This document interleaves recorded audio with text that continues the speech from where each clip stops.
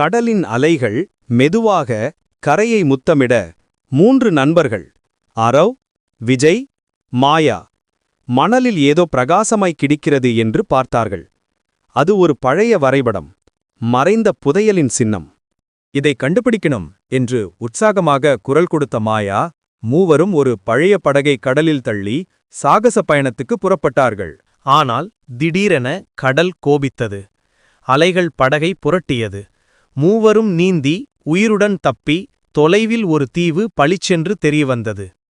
சோர்ந்த உடலுடன் அவங்க கரை சேர்ந்து அந்த தீவை பார்த்தாங்க. மூடியிருந்த பனிக்குள் மரங்களினிடையே மர்மம் பாய்ந்தது.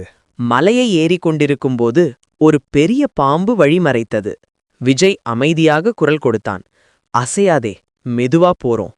அவங்க மூவரும் அதை கடந்து செல்ல பாம்பு அமைதியாக பக்கமாய் சரிந்தது. அடுத்தபடியாக வழிமறித்த மரம் ஒன்று மலைக்குள் விழுந்தது. அரவும் முதலில் ஏறி மாயாவையும் விஜயையும் கைப்பிடித்து இழுத்தான்.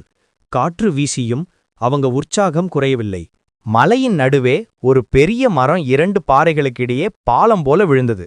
அது வழியா போவது ஒரு ஆபத்தான வேலை. ஆனா மூவரும் தைரியமா நடந்தாங்க.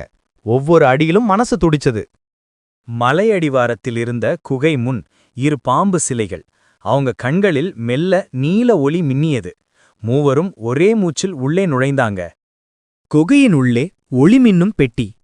அதை திறந்ததும் தங்கம், ரத்தினங்கள், ஒளி. குகையே ஒளிவிட்டது. மூவரும் அதிசயத்தோடு ஒருவரை ஒருவர் பார்த்தார்கள். அந்த புதையலை எடுத்து தீவிலிருந்து திரும்பிய மூவரும் சிரித்தபடி நடந்து சென்றார்கள்.